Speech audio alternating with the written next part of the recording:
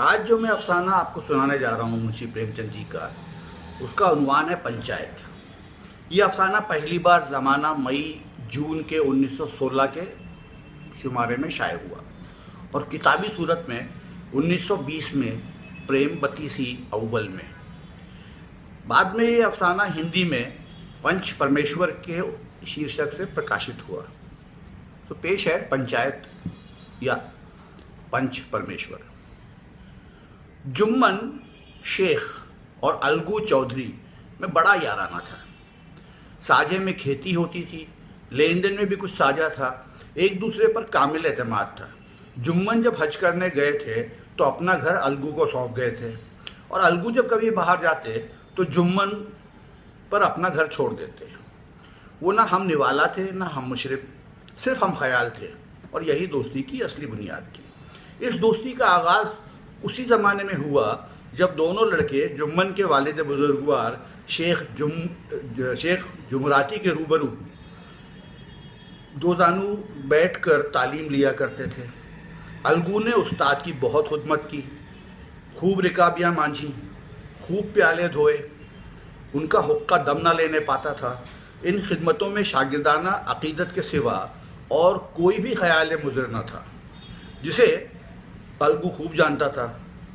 उनके बाप पुरानी वज़ा के आदमी थे। तालीम के मुकाबले में उन्हें उस्ताद की खिदमत पर ज़्यादा भरोसा था। वो कहा करते थे, उस्ताद की दुआ चाहिए, जो कुछ होता है फैज़ से होता है, और अगर अलगू पर उस्ताद के फैज़ या दुआओं का असर ना हुआ होता तो उसे तस्कीन थी कि तहसील इल्म का कोई दकीका उसने हासिल ना किया होता। इल्म उसकी तकदीर ही में न था। शेख जुमराती ख़ुद दुआ और फैज़ के मुकाबले में ताज़ियाने के ज़्यादा कायल थे और जुम्मन पर उसका बेतहाशा इस्तेमाल करते थे। उसी का ये फैज़ था कि आज जुम्मन आसपास के मुआज़ात में उसकी पूछताछ होती थी। बयाननामा या रहननामा के मसवदात पर तहसील का अराइज़ नवीस भी कलम नहीं उठा सकता था। हल्के का पोस्टमैन, कांस्टेबल और तहसील का मजदूरी, ये सब उनके दस्ते करम के मोहताज थे। इसलिए अगर अलगू को उनकी सरवत ने मुमताज़ बना दिया था तो शेख जुम्मन भी इल्म की लाजवाल दौलत के बायस इज़्ज़त की निगाहों से देखे जाते थे। शेख जुम्मन की एक बूढ़ी बेवा खाला थी। उनके पास कुछ थोड़ी सी मिल्कियत थी, मगर गरीब का वारिस कोई न था। जुम्मन ने वादे व अहद के सख्त बाग दिखाकर खाला अम्मा से वो मिल्कियत अपने नाम करा ली थी। जब तक खबरनामा पर रजिस्ट्री ना हुई थी, खाला जान की खूब खातिरदारियाँ होती थी। खूब मीठे मीठे लुक़मे, चटपटे सालन खिलाए जाते थे, मगर पगड़ी की मोहर होते ही उनकी खातिरदारियों पर भी मोहर हो गई। वो वादे विसाल के दमूरे साबित हुए। जुम्मन की अहलिया बी फ़हीमन ने रोटियों के साथ साथ चीज़ें भी बदल दी और रफ्ता रफ्ता सालन की मिक़दार रोटियों से कम कर दी। बुढ़िया वक्त के बोरिए बटोरेगी क्या, 2-3 बीघे अवसर क्या दे दिया।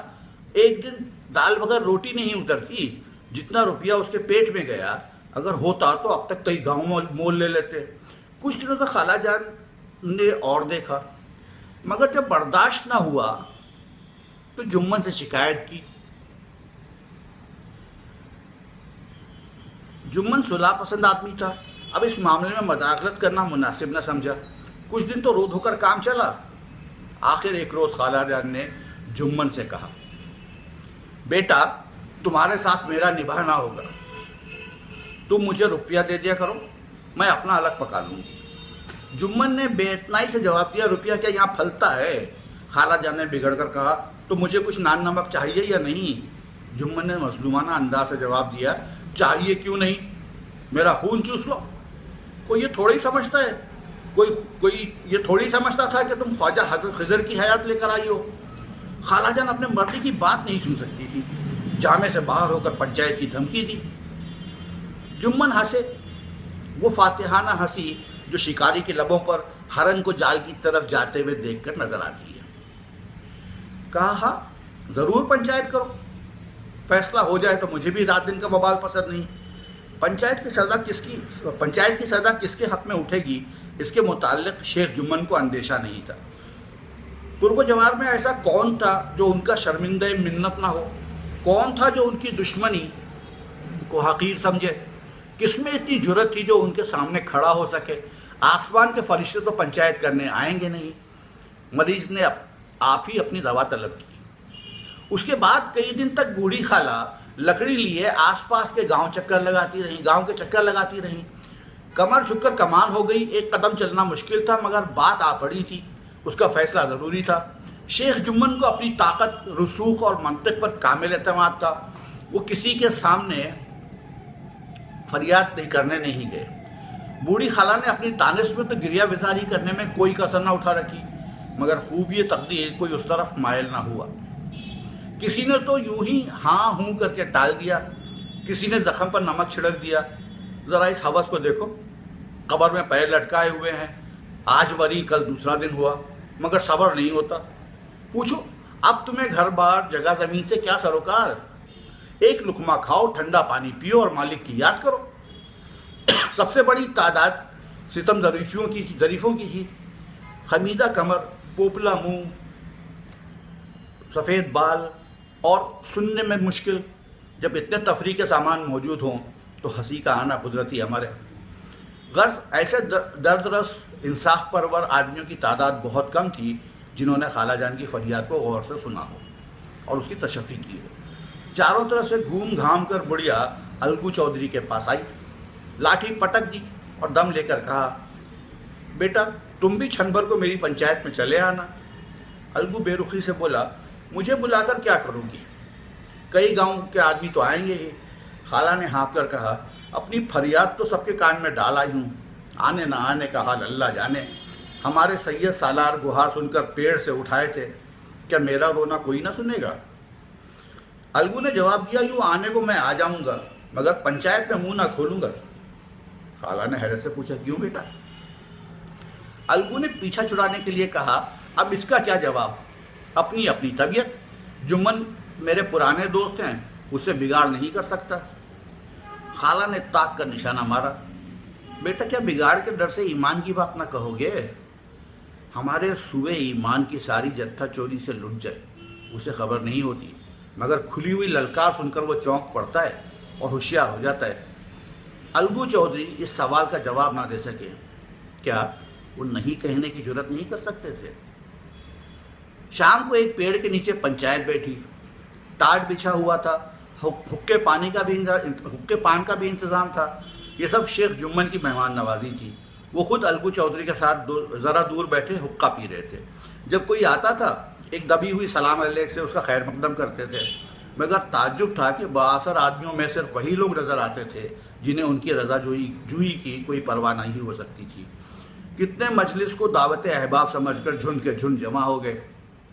जब पंचायत पूरी बैठ गई तो बूढ़ी बी ने हाज़रीन को मुखातिब करके कहा, पंचो, आज 3 साल हुए मैंने अपनी सब जायदाद अपने भांजे जुम्मन के नाम लिख दी थी। इसे आप लोग जानते होंगे। जुम्मन ने मुझे ता हयात रोटी कपड़ा देने का वादा किया था। साल 6 महीने तो मैंने उसके साथ किसी तरह रो धोकर काटे, मगर अब मुझसे रात दिन का रोना नहीं सहा जाता। मुझे पेट की रोटियां तक नहीं मिलती। बेकस बेवा हूँ, थाने कचहरी कर नहीं सकती, सिवाय तुम लोगों के और किससे अपना दुख दर्द रोऊँ? तुम लोग जो राह निकाल दो उस पर चलूँ। अगर मेरी बुराई देखो मेरे मुंह पर थप्पड़ मारो, जुम्मन की बुराई देखो तो उसे समझाओ। क्यों एक बेकस की आ लेता है? रामधन मिश्र बोले, उनके कई असामियों को जुम्मन ने तोड़ लिया था। जुम्मन मियाँ, पंच किसे बदते हो, अभी से तय कर लो। जुम्मन ने हाजरीन पर एक उड़ती हुई निगाह डाली, अपने को मुखालिफों के निर्गे में पाया। दिलेरा अंदाज से कहा, खाला जान जिसे चाहे पंच बनाए, मुझे उज़र नहीं। खाला ने चिल्ला कर कहा, अरे अल्लाह के बंदे तू पंचों के नाम क्यों नहीं बता देता? जुम्मन ने बुढ़िया को गजबनाक निगाहों से देखकर कहा, अब इस वक्त मेरी ज़बान ना खुलवाओ, जिसे चाहो पंच बना दो। खाला ने जुम्मन के एतराज़ को ताड़ लिया, बोली, बेटा खुदा से डर, मेरे लिए कोई अपना ईमान ना बेचेगा। इतने भले आदमियों में क्या सब तेरे दुश्मन हैं? और सबको जाने दो, अलगू चौधरी को तो मानेगा? जुम्मन फटते मुसरत से बाग हो गए, मगर जब्त करके बोले, अलगू चौधरी ही सही, मेरे लिए जैसे रामधन मिश्र वैसे अलगू कोई मेरा दुश्मन नहीं। अलगू बगले झाँकने लगे, इस झमेले में नहीं फंसना चाहते थे। मोहतराजाना अंदाज से कहा, बूढ़ी माँ, तुम जानती हो कि मेरी और जुम्मन की गाढ़ी दोस्ती है। खाला ने जवाब दिया, बेटा दोस्ती के लिए कोई अपना ईमान नहीं बेचता। पंच का हुक्म अल्लाह का हुक्म है। पंच के मुंह से जो बात निकलती है वो अल्लाह की तरफ से निकलती है। अलगू को कोई चारा ना रहा, सरपंच बने। रामधन मिश्र में दिल में बुढ़िया को कोसने लगे। अलगू चौधरी ने फरमाया, शेख जुम्मन, हम और तुम पुराने दोस्त हैं, जब ज़रूरत पड़ी तुमने मेरी मदद की है और हमसे भी जो कुछ बन पड़ा तुम्हारी खिदमत करते आए हैं, मगर इस वक्त ना तुम हमारे दोस्त हो ना हम तुम्हारे दोस्त। ये इंसाफ और ईमान का मामला है। खाला जान ने पंचों से अपना हाल कह सुनाया, तुमको भी जो कुछ कहना हो कहो। जुम्मन एक शान फजलियत से उठकर खड़े हुए और बोले, पंचों, मैं खाला जान को अपनी माँ की जगह समझता हूँ और उनकी खिदमत में कोई कसर नहीं रखता। हाँ, औरतों में ज़रा अनबन रहती है, इसमें मजबूर हूँ। औरतों की तो ये आदत ही है, मगर माहवार रुपया देना मेरे काबू से बाहर है। खेतों की जो हालत है वो किसी से छुपी नहीं। आगे पंचों का हुक्म सर और माथे पर है। अलगू को आए दिन अदालतों से वास्ता रहता था। कानूनी आदमी थे, जुम्मन से जिरा करने लगे। एक एक सवाल जुम्मन के दिल पर हथौड़े की तरह लगता था। रामधन मिश्र और उनके रफीक सर हिला हिलाकर इन सवालों की दाद देते थे। जुम्मन हैरत में थे कि अलगू क्या हो गया, अभी तो ये मेरे साथ बैठा कैसे मज़े मज़े की बातें कर रहा था, इतनी देर में ऐसी काया पलट हो गई कि मेरी जड़ खोदने पर आमादा है। अच्छी दोस्ती निभाई, इससे अच्छे तो रामधन ही थे। वो ये तो ना जानते कि कौन कौन से खेत कितने पर उठते हैं और क्या निकासी होती है। जालिम ने बना बनाया खेल बिगाड़ दिया। जिरा ख़त्म होने के बाद अलगू ने फैसला सुनाया। नहायत संगीन और तहक्कुमाना था लहजा। शेख जुम्मन, पंचों ने इस मामले पर अच्छी तरह गौर किया। ज़्यादती सरासर तुम्हारी है, खेतों से माकूल नफ़ा होता है, तुम्हें चाहिए कि खाला जान के माहवार गुजारे का बंदोबस्त कर दो, इसके सिवाय और कोई सूरत नहीं। अगर तुम्हें यह मंजूर नहीं तो हब्बानामा मंसूख हो जाएगा। जुम्मन ने फैसला सुना और सन्नाटे में आ गया। अहबाब से कहने लगा, भाई इस ज़माने में यही दोस्ती है कि जो अपने पर भरोसा करे उसकी गर्दन पर छुरी फेरी जाए। इसी को नरंगी रोज़गार कहते हैं। अगर ऐसे दगाबाज, जौ फरोश, गुंदम नुमा ना होते तो मुल्क पर आफतें क्यों आती। ये हैज़ा और प्लेग इन्हीं मक्कारियों की सज़ा है। मगर रामधन मिश्र और फतेह खान और जग्गू सिंह इस बेलाग फैसले की तारीफ में रत्तुबुल लिसान थे। उनका नाम पंचायत, इसका नाम पंचायत है। दूध का दूध, पानी का पानी, दोस्ती की दोस्ती, दोस्ती दोस्ती की जगह है। मुकद्दम ईमान का सलामत रखना है। ऐसे ही सत्यवादियों से दुनिया कायम है, वरना कब की जहन्नुम में मिल जाती। इस फैसले ने अलगू और जुम्मन की दोस्ती की जड़ें हिला दी। तनावर दरख्त हक का एक झोंका भी ना सह सका। वो अब भी मिलते थे, मगर वो तीरों सिपर की तरह। जुम्मन के दिल से दोस्ती की गद्दारी का ख्याल दूर ना होता था और इंतकाम की ख्वाहिश चैन ना लेने देती थी। खुशकिस्मती से मौका भी जल्द मिल गया। पिछले साल मिसरो बटेसर के मेले से बैलों की एक अच्छी गुइयाँ मोल लाए थे। पछाई नस्ल के खूबसूरत बैल थे। महीनों तक आसपास के लोग उन्हें देखने आते रहे। उस पंचायत के एक महीने बाद एक बैल मर गया। जुम्मन ने अपने दोस्तों से कहा, यह दगाबाजी की सज़ा है, इंसान सब्र कर जाए, मगर खुदा नेक और बद देखता है। अलगू को अंदेशा हुआ कि जुम्मन ने उसे जहर दिलवा दिया है। इसके बरक्स चौधराइन का ख्याल था कि उस पर कुछ कराया गया है। चौधराइन और फहीमन में एक दिन ज़ोर शोर से ठनी। दोनों ख़वातीन ने रवानी बयान की नदी बहा दी। तशबीहात और इस्तियारों में बातें हुई। बारे जुम्मन ने आग बुझा दी, बीवी को डांटा और रस्मगाह से हटा ले गया। इधर अलगू चौधरी अपने डंडे से चौधराइन की शीरी बयानी की दाद दी। एक बैल किस काम का, उसका जोड़ा बहुत ढूंढा मगर ना मिला। नाचार उसे बेच डालने की सलाह हुई। गांव में एक समझू सेठ थे, वो यक्का गाड़ी हाँकते थे। गांव में गुड़ घी भरते और मंडी ले जाते। मंडी से तेल नमक लाद कर लाते और गांव में बेचते। उस बैल पर उनकी तबीयत लहराई। सोचा इसे ले लूं तो दिन में बिला किसी मिन्नत के 3 खेवे हों, नहीं तो एक ही के लाले रहते हैं। बैल देखा, गाड़ी में दौड़ाया। दाम के लिए 1 महीने का वादा हुआ। चौधरी भी गरजमंद थे, घाटे की कुछ परवाह न की। समझू ने नया बैल पाया तो पाँव फैला दिए। दिन में 3-3, 4-4 खेवे करते। न चारे की फिक्र थी न पानी की, बस खेवों से काम था। मंडी ले गए, वहाँ कुछ सूखा फूस डाल दिया और गरीब जानवर अभी दम भी ना लेने पाया था कि फिर जोत दिया। अलगू चौधरी के यहाँ थे तो चैन की बंसी बजती थी। राते पाते, साफ पानी, दली हुई अरहर, भूसे के साथ खली, कभी कभी घी का मज़ा भी मिल जाता। शाम सवेरे एक आदमी खुरेरे करता, बदन खुजलाता, झाड़ता, पोंछता, सहलाता। कहाँ वो नाज़ो नेमत, कहाँ ये 8 पहर की रपट। महीने भर में बेचारे का कचूमर निकल गया। यक्के का जुआ देखते ही बेचारे का हाव छूट जाता। एक एक कदम चलना दूभर हो जाता। हड्डियाँ निकल आई थीं, लेकिन असील जानवर, मार की ताब न थी। एक दिन चौथे खेवे में सेठ जी ने दूना बोझ लाद दिया। दिन भर का थका जानवर पैर मुश्किल से उठते थे, उस पर सेठ जी कोड़े रसीद करने लगे।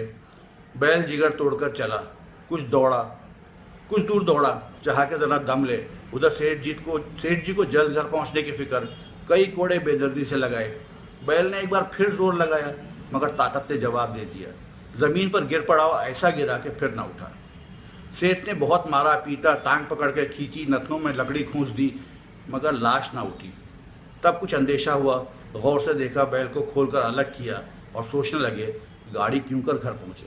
और बहुत चीखे और चिल्लाए, मगर देहात का रास्ता बच्चों की आंख है, सरे शाम से बंद, कोई नज़र ना आया। करीब कोई गांव भी ना था। मारे गुस्से के मुँह बैल पर और दुर्रे लगाए। ससुरे, तुझे मरना था तो घर पर मरता, तूने आधे रास्ते में दांत निकाल दिए, अब गाड़ी कौन खींचे। इस तरह खूब जले भुने कई बोरे गुड़ और कई कनस्तर घी के बेचे थे। 200-400 रुपये कमर में बंधे हुए थे। गाड़ी पर कई बोरे नमक के थे, छोड़कर भी जा ना सकते थे।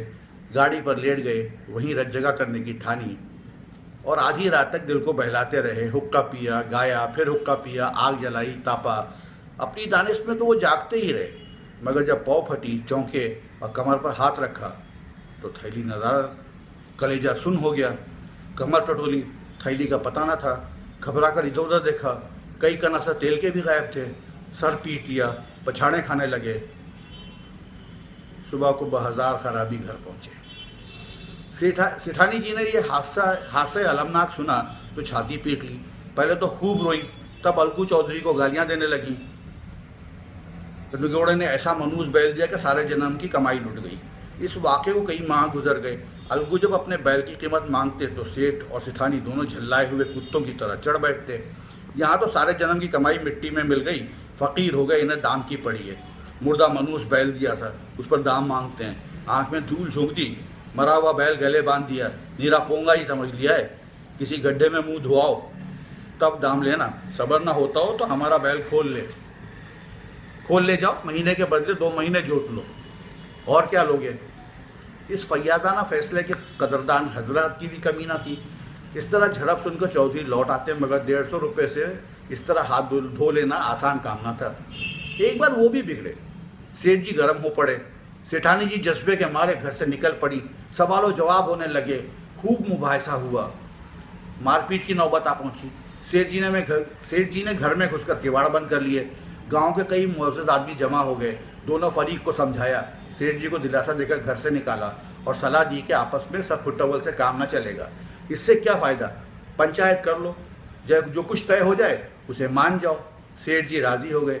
अलगू ने भी हामी भरी, फैसला हो गया। पंचायत की तैयारियां होने लगीं। दोनों फरीक ने गौलबंदियाँ शुरू कर दी। तीसरे दिन उसी सायेदार दरख्त के नीचे फिर पंचायत बैठी। वही शाम का वक्त था। खेतों में कौवों की पंचायत लगी हुई थी। अमर तनाज़ा ये था, मटर फलियों पर उसका जायज़ हक है या नहीं, और जब तक यह मसला तय ना हो जाए वो रखवाले लड़की की फरियाद बेदार पर अपनी बलागत आमेज़ नाराज़गी का एहसास ज़रूरी समझते थे। दरख्त की डालियों पर तोतों में ज़बरदस्त मुबाहिसा हो रहा था। बहस तलब ये अमर था कि इंसान को इन्हीं मन हैसुल उक़ूम बेवफ़ा कहने का, उन्हें मन हैसुल कौम बेवफ़ा कहने का क्या हक़ हासिल है। पंचायत पूरी आ बैठी तो रामधन मिश्र ने कहा, अब क्यों देर की जाए, बोलो चौधरी, किन किन आदमियों को पंच बचते हो। अलगू ने मुनकिसराना अंदाज से जवाब दिया, समझू सेठ जी चुन लें। समझू सेठ खड़े हो गए और कड़क कर बोले, मेरी तरफ से शेख जुम्मन का नाम रख लो। अलगू ने पहले जुम्मन का नाम सुना तो कलेजा धक से हो गया, गोया किसी ने अचानक थप्पड़ मार दिया। रामधन मिश्र अलगू के दोस्त थे, तय पर पहुंच गए। बोले, चौधरी तुमको कोई उज़्र तो नहीं है।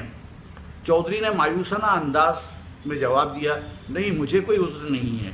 उसके बाद 4 नाम और तजवीज़ किए गए। अलगू पहला चरका खाकर होशियार हो गए थे।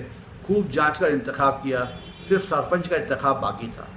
अलगू इस फिक्र में थे कि इस मरहले को क्यों कर तय करें कि यकायक समझू सेठ के एक अजीज़ गूदड़ शाह बोले, समझू भाई सरपंच किसे बनाते हो। समझू खड़े हो गए और अकड़ को बोले, शेख जुम्मन को। रामधन मिश्र ने चौधरी की तरफ हमदर्दाना अंदाज से देखकर पूछा, अलगू तुम्हें कोई उज़्र हो तो बोलो। अलगू ने किस्मत ठोंक ली, हसरतनाक लहजे में बोले, नहीं मुझे उज़्र कोई नहीं। अपनी जिम्मेदारियों का एहसास अक्सर हमारी तंग ज़रीफ़ियों का ज़बरदस्त मुसल्ला होता है और गुमराही के आलम में मोतबर रहनुमा। एक अखबार नवीस अपने गोशे आफियत में बैठा हुआ मजलिस वज़रा को कितनी बेबाकी और आज़ादी से अपने ताज़ियाने कलम का निशाना बनाता है, मगर ऐसे मौक़े भी आते हैं जब वो ख़ुद मजलिस वज़रा में शरीक होता है। उस दायरे में कदम रखते ही उसकी तहरीर में एक दिल पसीर मतानत का रंग पैदा होता है। ये ज़िम्मेदारी का एहसास है। एक नौजवान आलमी शबाब में कितना बेफिक्र होता है। वालिदैन उसे मायूसाना निगाहों से देखते हैं, उसे नंगे ख़ानदान समझते हैं, मगर थोड़े दिनों में वालिदैन का साया सर से उठ जाने के बाद वही वार अफ्ता मिजाज नंगे ख़ानदान कितना सलामत रहो, कितना मोहतात हो जाता है। ये ज़िम्मेदारी का एहसास है। ये एहसास हमारी निगाहों को और वसी कर देता है, मगर ज़बान को महदूद। शेख जुम्मन को भी अपनी अज़ीमुश्शान ज़िम्मेदारी का एहसास हुआ। उसने सोचा, मैं इस वक्त इंसाफ की ऊँची मसनद पर बैठा हूँ। मेरी आवाज़ इस वक्त हुक्म खुदा है और खुदा के हुक्म में मेरी नीयत को मुतलक दखल ना होना चाहिए। हक़ और रास्ती से जो भड़ मिलना भी मुझे दुनिया और दीन दोनों ही में स्याह बना देगा। एक मिनट, सॉरी गलती है। हक़ और रास्ती से जो भड़ टलना भी मुझे दुनिया और दीन दोनों ही में स्याह बना देगा। पंचायत शुरू हुई, फ़रीक़ैन ने अपने हालात बयान किए, जिरा शुरू हुई, शहादतें गुजरी, तरफ़ैन के मददगारों ने बहुत खींचतान की, जुम्मन ने बहुत गौर से सुना और तब फैसला सुनाया। अलगू चौधरी और समझू सेठ पंचों ने तुम्हारे मामले पर गौर किया। समझू को बैल की पूरी कीमत देना वाजिब है। जिस वक्त बैल उनके घर आया उसको कोई बीमारी न थी। अगर कीमत उसी वक्त दे दी गई होती तो आज समझू उसे वापस लेने का हरगिज़ तकाजा न करते। रामधन मिश्र ने कहा, कीमत के अलावा उनसे कुछ तावान भी लिया जाए। समझू ने बैल को दौड़ा कर मार डाला। जुम्मन ने कहा, उसका असल मामला से कोई ताल्लुक़ नहीं है। गुदर शाह ने कहा, समझू के साथ कुछ रियायत होनी चाहिए, उनका बहुत नुकसान हुआ है, अपने किए की सज़ा मिल चुकी है। जुम्मन बोला, उसका भी असल मामले से कोई ताल्लुक़ नहीं, ये अलगू चौधरी की भलमनसी पर मुनहसर है। ये फैसला सुनते ही अलगू चौधरी फूले ना समाए, उठ खड़े हुए और ज़ोर ज़ोर से हाथ लगाई, पंच परमेश्वरी की जय, पंच परमेश्वरी की जय, पंच परमेश्वरी की जय। आसमान पर तारे निकल आए थे और इस नारे के साथ उनकी सदाए तहसीन भी सुनाई दी, बहुत मध्यम, गोया समुंदर पार से आई हुई। हर शख्स जुम्मन के इंसाफ की दाद दे रहा था। इंसाफ को कहते हैं आदमी का ये काम नहीं, पंच में परमात्मा बसते हैं, ये उनकी माया है। पंच के सामने खोटे को खरा बनाना मुश्किल है। 1 घंटे बाद जुम्मन शेख अलगू के पास आए और उनके गले से लिपट कर बोले, भैया, जब से तुमने मेरी पंचायत की है मैं दिल से तुम्हारा दुश्मन था, मगर मुझे आज मालूम हुआ है कि पंचायत की मसनद पर बैठकर न कोई किसी का दोस्त होता है न दुश्मन। इंसाफ के सिवा और उसे कुछ नहीं सूझता। ये भी खुदा की शान है। आज मुझे यकीन आ गया कि पंच का हुक्म अल्लाह का हुक्म है। अलगू रोने लगे, दिल साफ़ हो गए। दोस्ती का मुरझाया हुआ दर्द फिर से हरा हो गया। अब वो बालू की ज़मीन पर नहीं, हक़ और इंसाफ की ज़मीन पर खड़ा था।